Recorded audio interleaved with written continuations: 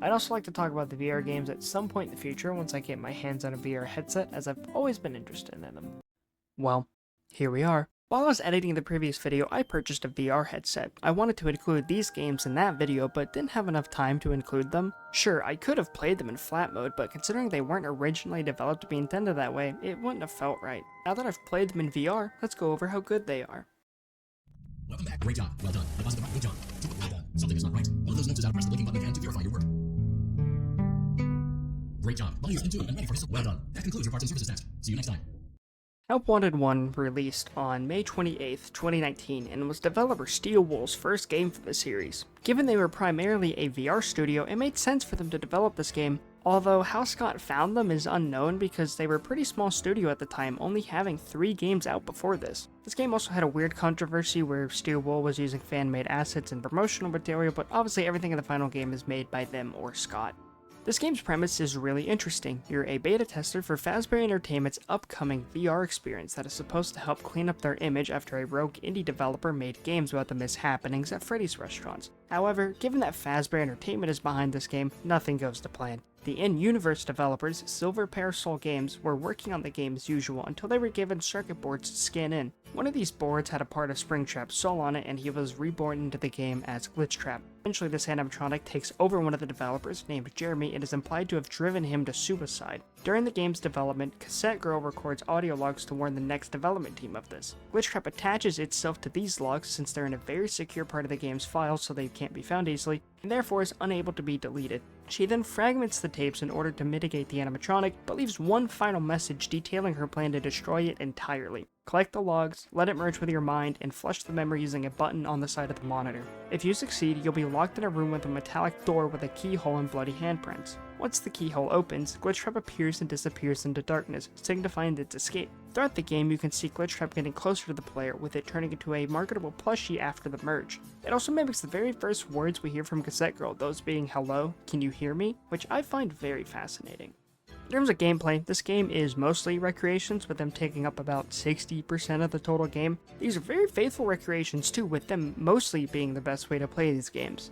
I'm conflicted on this though, because on one hand these games are still fun and I find them more engaging than before, but on the other I wish there was more originality to it. I know why this game is made to be mostly recreations, but part of me wishes they changed things a bit more, but it's fine as is. Once you complete every game in a given section, you'll be given access to the Blacklight versions, which acts as a hard mode of sorts. These typically include having a higher AA level and changing the visuals, which feels a bit disappointing to say the least. I wish they took the chance to change the games more, but I guess it fits more for them to be made the way they currently are.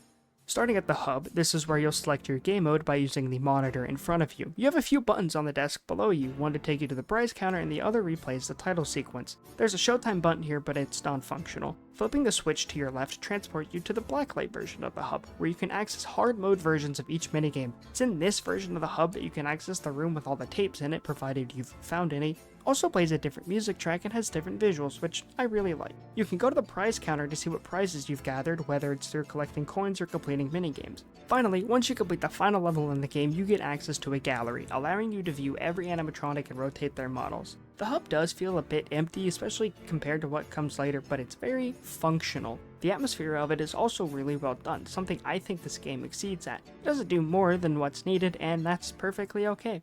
Going over the games themselves, FNaF 1 is probably the best and most warranted of the recreations. My primary complaints with this game were the lacking camera system and lengthy nights. Help Wanted fixes both of these problems on top of making it more immersive by being a VR game. The nights are only about 5 minutes long, which largely improves the pacing, added on to the fact you can use the cameras without draining your power, and it feels like there's an actual game to be played. Incredible, I know. It still falls into the same pitfalls as the original, with things being a little slow at the start, and even though the camera system is more usable now, it still doesn't serve much of a purpose outside of Foxy and Freddy. Something that is neat is that you can see Bonnie and Chica passing your doors if you turn the light on at the right time. Getting to see these animatronics move in real time is really neat too. It feels like there's more personality to these robots than before. They even kept in the little things like Foxy's song and Freddy's laugh, and they surprisingly kept in the robot groaning from Bonnie and Chica, which I didn't expect at all given how the game works. Sadly though, they removed the robot talking from the call corner cams. Truly a sad day to be a guy that likes audio.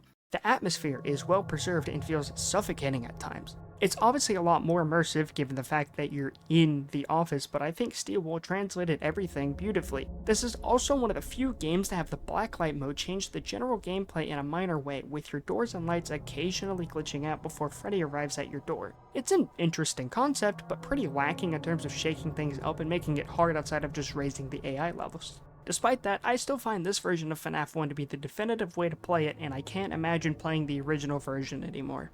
FNaF 2 is largely similar to its original incarnation, with it being very faithfully recreated in 3D, although for some reason the Wither animatronics were added in a post-launch update, which is really strange. They're completely absent apart from their Blacklight Knight aptly named Wizards, which is also the only knight to feature a difficulty slider for some strange reason. The music box also restarts the song every single time you press the button, which is a super annoying bug. I really don't know how that ended up happening, but it becomes a bit irritating to hear the first few notes of that song for the entire night.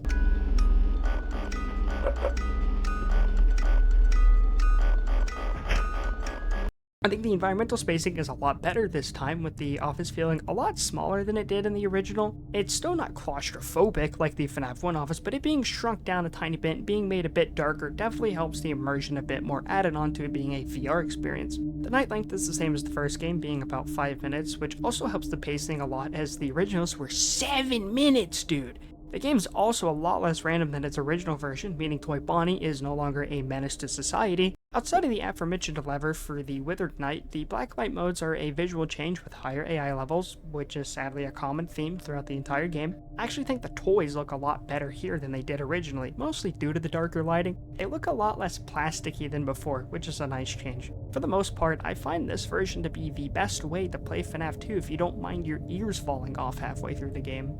FNaF 3 is very much the same story as the previous two games, a very faithful 3D recreation of the original game. In terms of spacing, you're basically confined to this little corner of the office, meanwhile it still feels like you're in the full-size FNaF 3 office. The repair monitor is always available, meaning the entire challenge of the original game is thrown completely out the window. I know I didn't really like the original game all that much, and part of it was the constant repairs needed in later nights, but now this has the opposite extreme where it's just so easy to just reboot all and keep Springtrap at the other end of the building. It's become kinda boring. The most stressful game reduced to just sitting there for 5 minutes hitting one button. We've really evolved. On the bright side, this also means you have constant access to both the main and vent cams, and all you have to do to change your view is interact with their respective panel.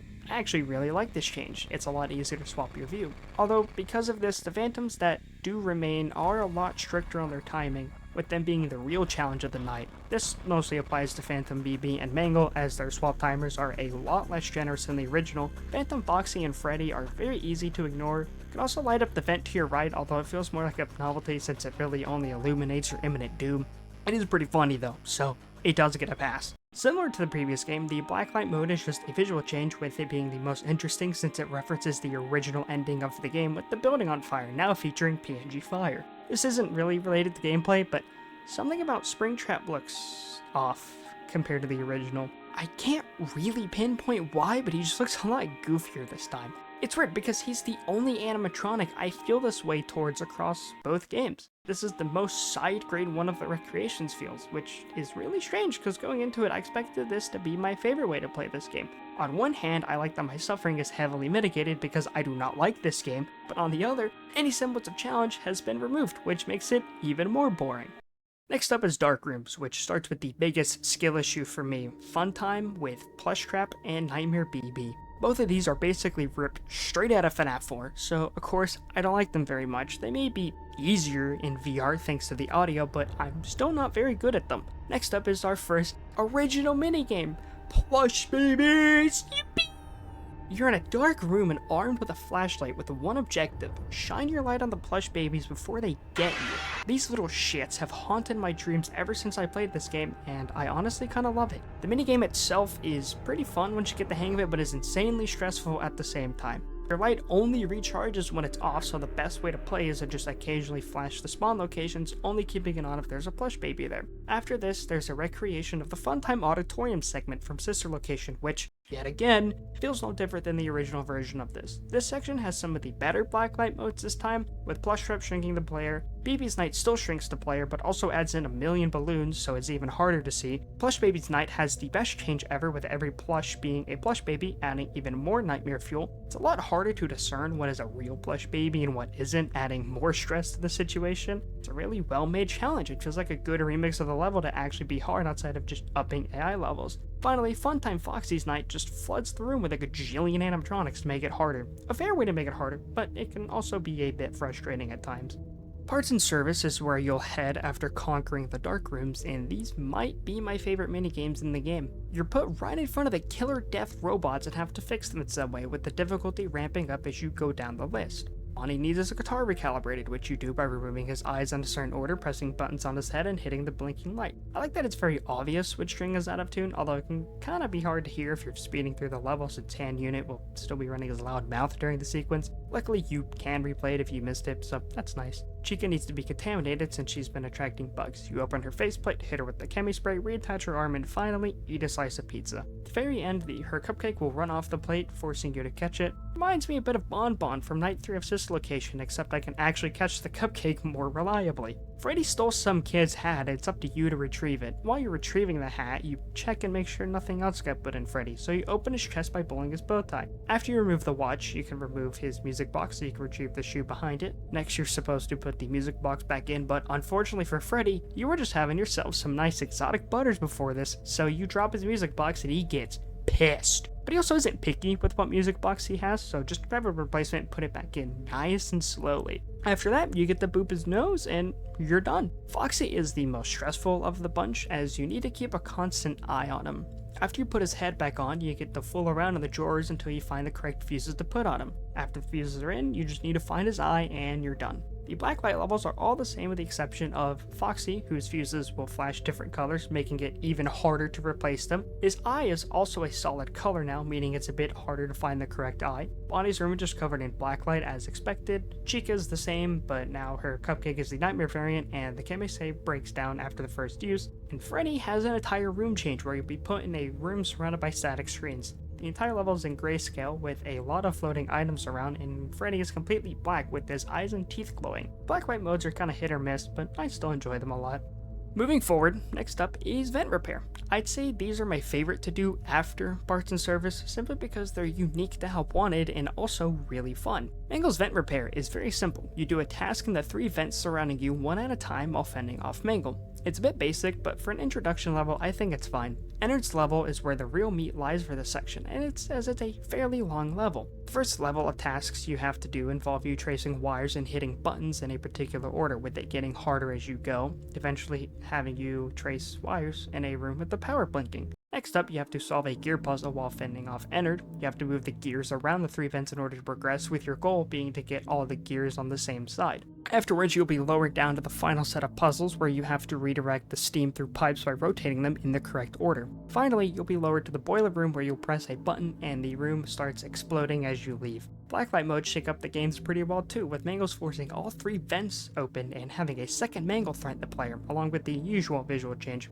Ennard's, however, probably changes the game the most out of any other blacklight mode, with the levels being upside down. In the breaker room section, there's a bunch of broken down animatronics making the wires harder to trace, and it even has Springtrap crawling towards you on the second panel. Sadly, the next sections are the same besides being, upside down, but the ending has changed. After you push the final button, Ennard leaps at the player and sinks the elevator as opposed to just burning like he did in the original mode. It's a small thing that has no effect on gameplay, but I think it's really neat. I wish they continue the trend of changing the level more, but I'm still happy with what we got. I just wish this was the standard for blacklight modes. Finally, we end off with Night Terrors, which loosely recreates the 5th night of FNaF 4. The first night is against Funtime Freddy, where he approaches from either hall and will jump scare you if you don't close the door on him. Bon Bon acts independent from him, but his jump scare does not end your run. Bonnet will appear randomly in your bedroom, forcing you to shine your light on her or she will jump scare you. However, it's also non-lethal. If she appears at the closet, you have a small amount of time to run there and shut the door before Funtime Freddy jump scares you. Nightmare Yon's night is basically the same from FNaF 4 with the addition of tentacles coming from the ceiling and bed. Otherwise, it's a rinse and repeat of running to each door, checking if he's there or not, then closing when he is. Circus Baby's night is actually pretty different, with you hiding in the closet and having to shut the door when she approaches. Don't leave it closed for too long though, as the plush babies will get mad and jump scare you if you do. Nightmare Fredbear's mode is the exact same as the original game, so there's not a lot for me to say here.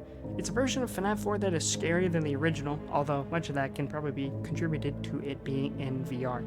The blacklight version of Night Terrors is special, because instead of being barely changed versions of the minigames, it's actually a different level entirely, Pizza Party. This is a maze level where you travel through various locales of the series, with your main goal being to end up at the backstage of FNaF 1. You have to be fairly quick, as most rooms will have an active threat, and if you revisit a room too many times, you will get jump scared. Pretty long level that can get confusing to navigate at times. All the places have a bunch of warnings everywhere, and seeing parts of these games that you never got to see before is really interesting. When you get to the end, you'll see Glitchtrap beckoning you to the stage. Following them will reveal that you've been stuffed into the Freddy suit, performing on stage as Glitchtrap dances around the hub area. There is another ending here though, where if you look to the right, you'll see an open door with snow pouring through it. Going here will take you outside, showing you the under construction Pizzaplex with a billboard that says coming soon. It's small, but I really like this area. Something about the mood of it just feels good. This is the final level in the game, with it only unlocking after every other level has been completed.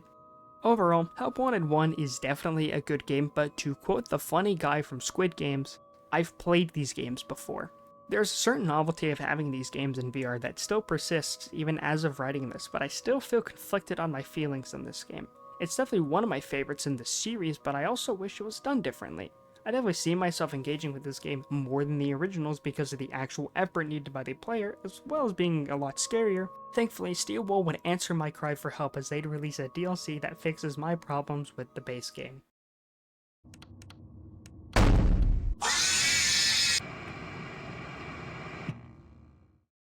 Curse of Dreadbear is a DLC that was released for Help Wanted on October 23rd, 2019, and is a small but worthwhile DLC. It's accessed through a candy pail in the main hub, complete with its own title screen. Once you load into the Halloween hub, you're greeted with the usual monitor to select your games, with most of them being unlocked at the start. The overall structure is the same as before, with there being 3 sections and 10 minigames total. The blacklight switch is present, but outside of changing the hub's visuals and being used for a couple Easter eggs, appears to do nothing. Starting off with Afraid of the Dark, the first level is a well-beloved level, Plushkin Patch. It's a sequel to Plush Baby that we didn't know we needed. It's very similar to the original level, with the plush babies wearing masks of the FNaF characters, which is very cute to see. Next up is Pirate Ride, which is an on-rail shooter where you try to get a high enough score to not get sent to Davy Jones's locker by Foxy. It's a really fun minigame, and you can even go on secret paths if you shoot the cardboard cutouts of Helpies that show up. Finally, the section ends with Corn Maze, which is very self-explanatory. You're tasked with finding a key to exit the maze while Grim Foxy chases you down. You can hide at the cardboard cutouts when he spots you. If you collect all 4 keys, a 5th one will spawn. Grab this key and head back to where you started. The cell door will open and lead you to a new room, where Vanny's mask lies. Once you grab it, you can go back to the main hub and put the mask on, allowing you to communicate with the Glitchtrap plush. It's a pretty neat game with a cool secret, but I just don't really find it that fun. Next up is Spooky Mansion, which starts off pretty spooky with Hallway. This minigame is basically Hallway Sim 2019, with you having to be careful of animatronics coming out of the doors to either side of you. Foxy will also spawn in front of you occasionally, and you have to wait for the hall to be dark before you proceed, or else he'll jump scare you. Eventually Nightmare Freddy will spawn and begin moving towards you, basically forcing you to progress and only stop when necessary. Once you reach the end of the level, you'll enter the FNaF 4 bedroom and the minigame will end. Now that you've sufficiently scared yourself, how about building an abomination? Well, that's where Build a Mangle comes in, allowing you to create the animatronic of your dreams, Fazbear's dreams. You'll see a bunch of parts on the screens in front of you, and you have to grab them from the conveyors while shocking the Freddles that come along. This minigame caught me off guard at first because I thought you only needed what was displayed on the monitors in that moment, but in reality you can throw in any part that's been displayed at any point, not just what's on your screen. You have to get a 70% or more to win, and it's pretty fun once I understood that little quirk. Next up is Trick or Treat, where you have to deduce who shows up at your door and put on the appropriate mask. If you fail, you won't get any candy, which is no good. Occasionally Mangle will show up and you have to put on his mask to make her go away, or else she'll kill you. I also really enjoy this minigame. It's fun looking around like a maniac trying to figure out who's where and what mask to put on. Finally, we end with a minigame where you have to create a brain for Dreadbear. It reminds me a bit of parts and service from the base game, which is a good thing. You have to paint each section of the brain, get it to a certain size, and get it to output a certain frequency. Occasionally your power will go out and you only get about 4 restarts before Dreadbear kills you. Once you've given him a brain, you won. Finally, the DLC ends off with Danger Keep Out, and it might be my favorite section in this DLC. It's FNaF 1 again, which I would have a problem with. However, they fixed the issue with the camera system. The gameplay loop involves looking at the animatronics of the cameras as usual, but the major changes are that your doors no longer work, and instead you have to track the animatronics down and flash them to make them temporarily disappear. Using a flash takes 20% of your power, and you have to pull the lever next to your monitor to reset the power, which takes about 10 seconds, meaning you have to plan your flashes and restarts very carefully on the later nights in order to not screw yourself. Night 1 starts fairly standard, with just Bonnie and Chica active in order to help you get used to the changes. Night 2 introduces Foxy, who works a bit differently. If he gets out of Pirate's Cove, it's an instant game over, no matter how much durability your doors have. You have to wait for him to leave his curtain fully in order to reset him, making your job a little more stressful than the previous night. Night 3 adds Dreadbear, who also adds even more stress to the night. Flashing him doesn't make him disappear like the previous animatronics, instead it will only stun him for a short while. He's very hard to see on the cameras, and you have to wait for his eyes to glow. If he gets to your door, he gets 1 hit before he kills you. This is the level of changes I would have liked to see in the base game Blacklight modes, taking an existing gameplay formula and twisting it entirely while still keeping the identity of the mode. Curse of Dreadbear is definitely a worthwhile DLC, with it having some of the most fun mini-games in the game. My only real complaint is that there's only 10 levels with no Blacklight variants, despite the Switch being there. It's really a shame, although thankfully this DLC would lay the foundation for the next VR game, but we'd have to wait a few years for that.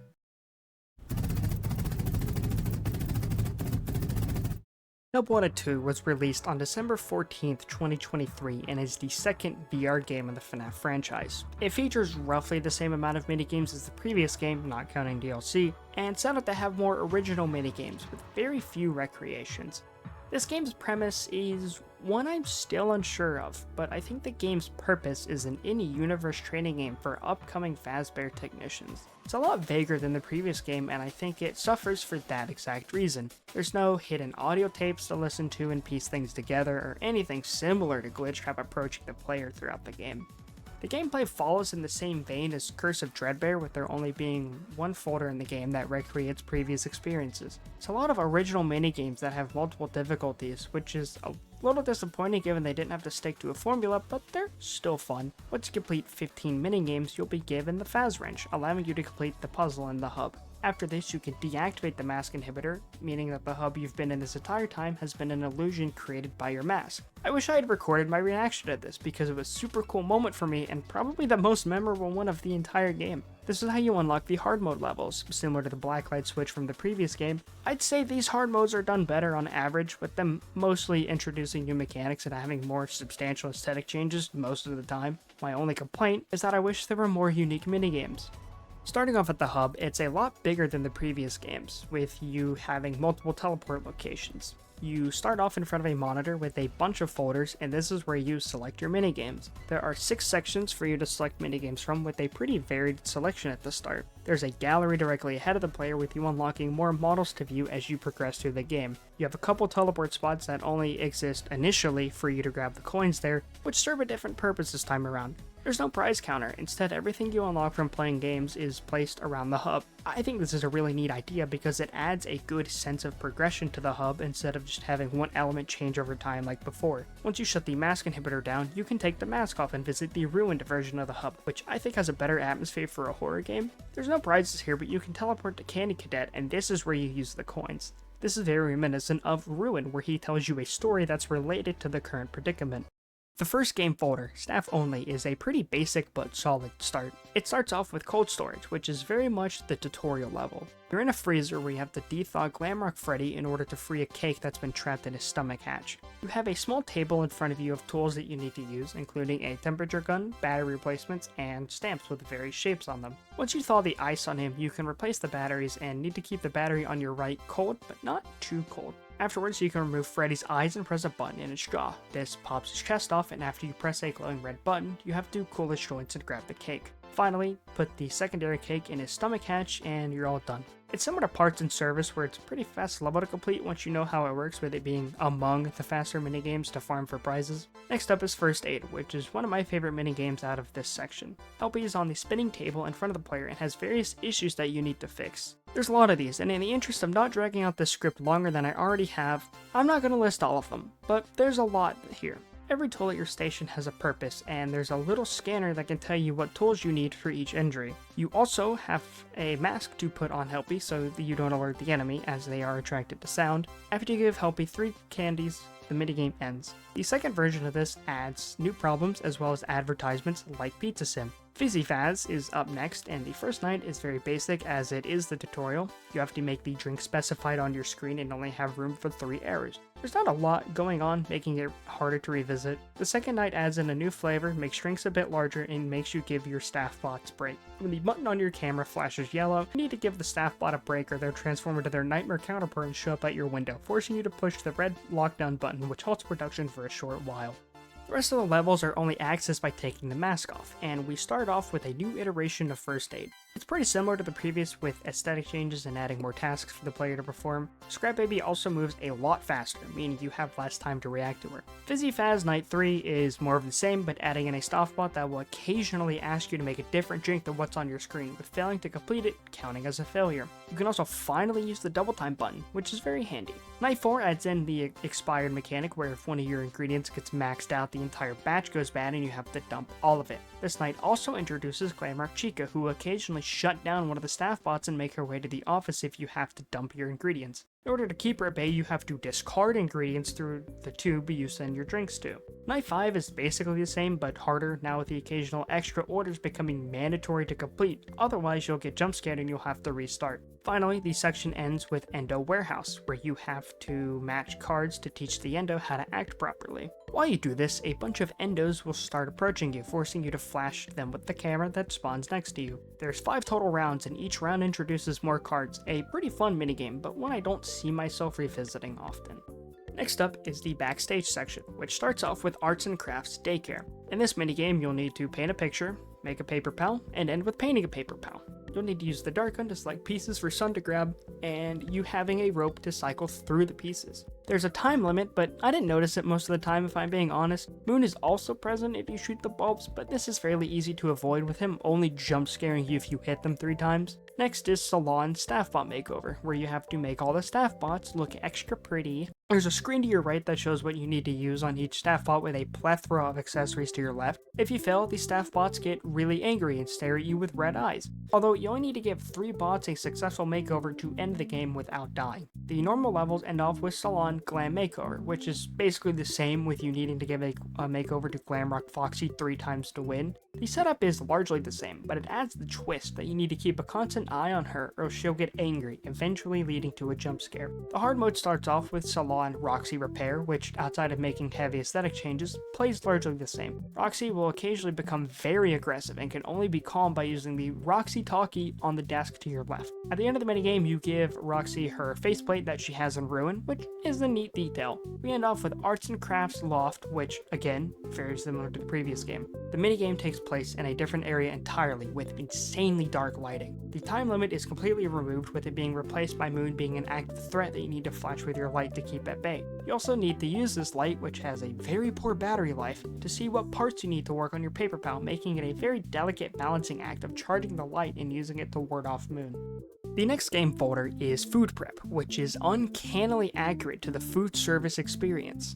I don't know who at Steelwool has worked food service, but as somebody who currently works it, why would you hurt me this way? I come here for funny games and scares, not to relive my everyday hell. We start off working at El Chips, where you have to make a bunch of orders as they pop up on your screen. You have 3 components to an order that can be selected at any time: the drinks, buffet trays, and main food items. The morning and noon rush will always have 2 items, with the afternoon and evening rush having 3 items. Food items can also have sauces that you need to add, those being guac, nacho cheese, and hot sauce.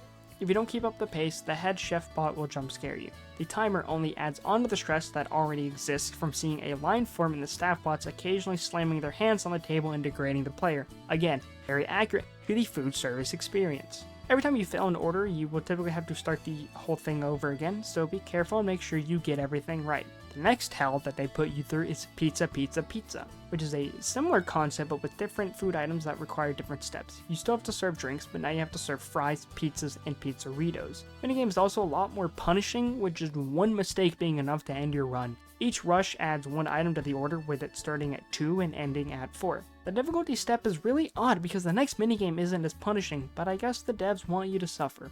The hard mode level is Fazbear Theater, with the most amount of things to serve and the most amount of items per order. The drinks are still here, but now they have the ability to be turned into blendies. There's a shelf of candy, a popcorn machine, and an area for the food items from the first minigame, with the top of the machine having pretzels on them. There's only one order at a time, and you're given a pretty generous timer, with the timer also resetting after each order. There are endos here, but they're pretty easy to ward off.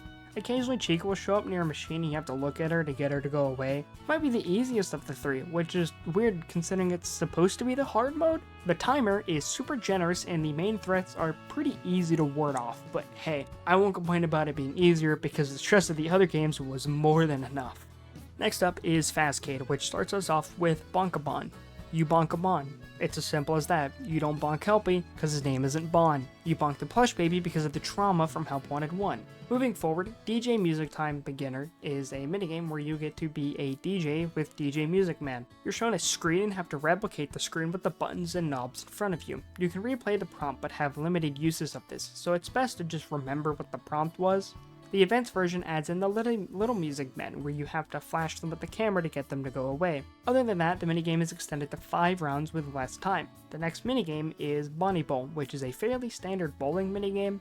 Every 2 frames will introduce some kind of threat, with the options being a plush baby. Every 2 frames will introduce some kind of threat, with the options being a plush baby, the giant Bonnie head moving towards you, moons showing up, or the Monty obstacles showing up. Round 10 will always have the same threats with a plush baby and a moon. There's nothing else really to say, it's just a bowling minigame. I like it. Now we move on to Fazer Blast, which is the most varied of the minigames so far because each instance is a new course. First level is very basic with a lot of objects that are very easy to hit. There's not any real obstacles. The second level introduces the balls that you have to throw, and I could never get the hang of these. The physics on them just feel really weird to me, so I typically just avoided using them unless I needed to. It takes on a western theme, with the main set piece being the train sequence. Eventually the plush baby will be unleashed and you have to shoot it when you hear it giggle. Or you can chuck balls at it, I'm not your boss. The hard modes start off with Bonkabon bonus round. It's the same as before, but there's a pair of eyes that only serve to make you waste time by hitting it, as it does nothing. During the last round, there's a glitch trap plushie that, if hit, will cause the machine to break down and force you to repair it before playing. DJ Music Man Pro is the final level with DJ Music Man, and is the hardest of the bunch, as you have the shortest amount of time and with an additional visual to add. Fazer Blast FNaF 1 is a Fazer Blast course inspired by FNaF 1, and I think it's a really fun idea. You go through FNaF 1 pizzeria shooting targets and popping balloons until you get to the office where you have to shut the doors when the animatronics show up. If you don't, they'll jump scare you, blocking you from getting points for a short time. This section ends with Fazer Blast FNaF 2, and it's largely the same premise except that you start in the office and get to play FNaF 2 with lasers and balls. There's an additional screen on both sides of you acting as vents. Balloon versions of the animatronics will show up here, and it took me a while to realize that I was supposed to shoot them with the dart gun. If you fail to stop any of the animatronics that show up in your office, or fail to keep the music box bound, you'll get jump scared and be unable to earn points for a short time. The Dreadbear meter to your left is always stuck in the same spot, so don't use it as a gauge for how good you're doing. The next section is Ticket Booth, which starts with the carousel, in which you have to repair it while watching out for Moon. You need to replace the broken fuses, put in new dials, and grab a new circuit board to replace the old one. Once you've done all 3 steps, you just have to survive for 60 seconds and then you'll win. It's fairly simple, but it's pretty fun. Next up is Captain Foxy's Log Raid, which is a sequel to the pirate ride from Dreadbear. The course is a lot longer this time and it even retains the secret paths like before, and they're more relevant than just being a fun little secret, but that's for a bit later. Finally, the hard mode is the carousel again, with a few changes. You have to fix the fuse's wiring with the solder gun, along with an additional dial and circuit board to replace. It's a little disappointing as a hard mode, but it's fine. Finally, we end off with the sister location section.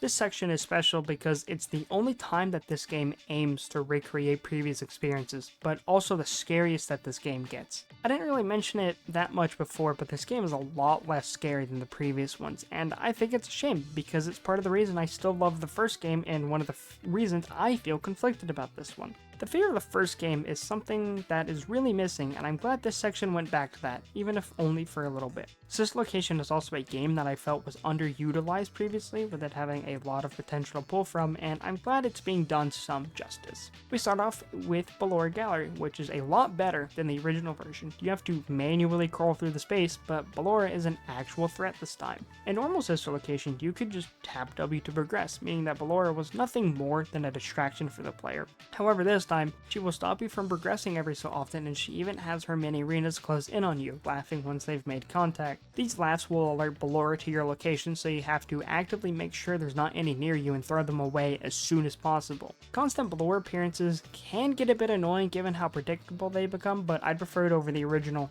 any day. Next up is Breaker Room, which is by far the scariest minigame in my opinion. You have to pull the levers to reset the breakers, with some of them requiring 2 levels to be pulled at the same time. You have to ward off Funtime Freddy with the megaphone, similar to the tape from the original game. You can even see a little cassette tape on the megaphone, which is a pretty cute detail. You know you've pushed Funtime Freddy back when you see his pupils turn blue and flash while pointing the megaphone directly at him. It's pretty stressful, and I enjoy the tension of it, although it does make it a bit easier than previous versions since you can basically always ward him off. Finally, the normal mode section ends with the Ennard segment from Night 5 of the original. I'm not kidding when I say this either, it's just the Ennard section but ported to VR. It's a lot more forgiving on the power, mostly because the camera doesn't take any, but other than that, it's no different. You have 2 monitors with cameras on the right side appearing on the right monitor and the left cameras appearing on the left. It's a neat little thing that you have to look at different monitors. When Ennard approaches the office, you have a very obvious sound cue and he'll do a walk up to your door, giving you time to close it before he arrives. He'll bang on the door but won't leave instantly, forcing you to wait a couple seconds. A general complaint I have about this area are the buttons. The camera and door buttons feel nice and responsive to press, but the vent button feels super jank. I don't know why it wants to be difficult to press despite the other buttons being pretty flawless. This has led to my death a few times and feels unfair every time. The hard modes are a tad disappointing because it's just a custom nights, with the one exception being a harder version of the break room. Funtime Freddy gets replaced with a Yenda, who's harder to see and a lot more aggressive. Other than that, there's nothing really different, which, again, is a shame. Next is the Puppet Master mode of the private room, where you have to deal with Ballora, the mini-arenas, and Biddy-Bab. Ballora acts like she did in the original custom night, although she can now be seen on the cameras unlike before. The mini-arenas will drain your power supply, as well as covering your door buttons, making you take them off before you're able to press them. The Biddy-Babs also drain power, but can attack from the vent in front of you, and this is pretty unfun given how unresponsive the vent button is, alongside the mini-arenas covering them up. Next up is Funtime Gang, which is probably the easiest of the private room sections. Funtime Freddy will throw Bonbon at the player from either door or vent, with Bonbon having a wind-up animation before attacking, allowing the player some time before they have to shut the door. Funtime Foxy works very similar to the original mode, with a twist that they can run to either door, meaning you have to keep an eye on the hallways to find out where they're coming from. Funtime Chica gets added, and she'll approach your office in pursuit of her cupcake. You have to keep it away from her, or else she'll become a lot more of a pain in the ass to deal with her acting like Help Wanted 1's version of FNaF 1 Freddy, where she'll approach your door and never leave. Thankfully, you can prevent this by switching the cupcake around when she gets too close, making for a fun minigame of keep away. Finally, this section ends with the job interview mode, which, much like real life, is the most stressful of the bunch. Instead of the usual gameplay cadence, you're being tested by Circus Baby, with the lights being out and your only constant tool being the flashlight. Baby puts you through 3 jobs in any given order, with the worst being flashlight tag. This is just Help Wanted 1 plush babies all over again. Who at Steel has an obsession with these things? They need a raise because it's a very easy way to increase the stress levels, but also, why must you hurt me this way? Another job is red light, green light, where the red light is the flashlight and the green light is the darkness. One plush baby spawns at first, with another spawning shortly after, and the last one spawning shortly after that. You can just spin in a half circle to keep them at bay, and it works pretty well, making this probably the easiest of the 3. The final job is hide and seek, where you have to track down the plush babies on the cameras and give them a shot. I don't find them hard to find, but I'm also so locked in on finding them every time because of how much I want them to be gone, so maybe that's just a me thing. Once you're done, Baby will approach the office and give you ice cream. Thankfully, it's not a trap and she doesn't scoop you, letting you actually eat it. But we're not done with this game yet, because there's a total of 3 endings for the player to achieve. The first one is the standard ending you'll get by completing all the minigames. Throughout the game, you'll get a prize box on the stage in front of you, with this appearing 6 times. Inside each box is a Fast Force figure, and you'll put them on a display to the left. Once you collect all of them, they'll combine into one figure, and you'll get ripped out of your vanity mask into the real world, facing a charge station from Security Breach. A bunch of nightmare staff bots will pop out and attack the player, then the view cuts to the mask bot from Ruin handing the Vanny mask to Cassie. It's a fairly standard ending that I don't know the full implications of because this game's story feels non-existent to me. The second ending is a lot cooler and awesome. Those familiar with the game will notice I skipped over a minigame in the Fazgate section, and that wasn't a mistake. There's a hidden 5th Phazerblast minigame that you can only unlock through special conditions. In the first 3 Phazerblast minigames, there's a rocket ship you must shoot near the end of the levels, and in the 4th one you must get a score of at least 7,000. Achieving these goals will end with the attraction going up in flames and Phazerblast FNaF 3 being unlocked. This minigame will see you having to destroy a puppet version of Springtrap, with you needing to fend off a plush baby while breaking the puppet apart. Once you break it apart, a mysterious hand will appear and award you a plush. There are 6 of these in total, and you need to find them all for the secret ending. One of them can be attained from Fizzy Faz Night 3, where you need to pour the can of Soda-Roni into the cup, then pour one of each ingredient in, then put the place on lockdown and submit the drink to obtain the plush. Another one is found in the log ride. You have to take every Helpy alternate path and shoot this blue star. Shoot all the stars and you'll be taken to a new room where you'll be awarded the plush. The next plush is found in the Fazbear Theater, where you need to trash each Chica-themed item to obtain the plush. Another plush can be found in the Puppet Master mode of the private room, where you need to open a usually locked door and type in 1983 to obtain this plush. The final plush is found during the tilt round of the second Bonkabon minigame, and we need to plug in the code backwards to obtain the plush. After this, Mystic Hippo will have a glitch token for you to take to the Princess Quest arcade machine, where you get to play Princess Quest 4. Playing this game is a little weird in VR, but once you get to the end of it, the princess will appear in the room with the player. Attacking the player will load a proper VR version of Princess Quest, with you traveling through the level as if you were the princess, which is a really cool minigame. The game ends with you entering the sister location elevator and ending up in a claw machine. There's a giant Vanny looking in through the glass, and Moon will approach the player, requesting the plushie that you just obtained moments before entering the elevator. Afterwards, Vanny will crush Glitchtrap and walk away, ending the game. This is a pretty cool ending, and the scale of the claw machine is really massive, with it being probably the biggest area they've made for either game. That would be it, but a post-launch update added a bit more additional content for the game. First is a new plush you can unlock for the hub by entering 1979 in the same keypad in the private room. This unlocks the Tiger Rock plush, which sits near the gallery. Speaking of, this also unlocks a new model for the gallery, the Mimic. If you throw something at it, it'll open the double doors on the left side of the area, leading you to a brand new area. In this room, you'll be met with a box for you to unwind. Once you unwind it, a jigsaw puzzle will appear. There are 12 pieces scattered throughout the minigame, and once you collect all 12, you can complete the puzzle, and afterwards, a big building will appear in front of you. There'll be a code that you can read, and by taking off the mask, you'll see a van by the desk. Input this code on the van, and the van will drive off with the activated mixes machine. After this, the credits will roll, and Jackie's model will be added to the gallery. This acts as a teaser for the next game, Secret of the Mimic, which I think is really cool. If I had complicated feelings about the first game, then I don't know how I'd describe my feelings about this one. This section ended up being a lot more recappy than intended, but that's because this game is just laid out super weird. I feel I don't have as much room for discussing my thoughts because of the super weird piecemeal-like progression. The game also lacked in everything but the gameplay department, which is a super weird downgrade from the first game. I also just find it super weird that we didn't get more Pizza Sim content. It, alongside Sister Location, felt like prime candidates to be translated into VR. But we did get a 3D model of the Fruit Punch Clown, so I can forgive their sins this time. Hopefully a potential Help Wanted 3 can fix my problems with these games. Overall, I believe these games are absolutely worth playing despite my complicated feelings towards them. Part of me is glad they didn't make it into the previous video because it probably would have never come out given how long it already took to make. I'd also love to give a huge shout out to Facebook because oh my god, I've never seen a piece of technology fail as hard as this headset has failed me during the production of this video. Numerous crashes and weird moments like this random teleport from the headset, losing tracking, and my fully lit room. Absolutely incredible piece of technology that never makes me want to work with VR ever again. But for now, I'd like to thank you all for watching, stay hydrated, and I'll see you next time.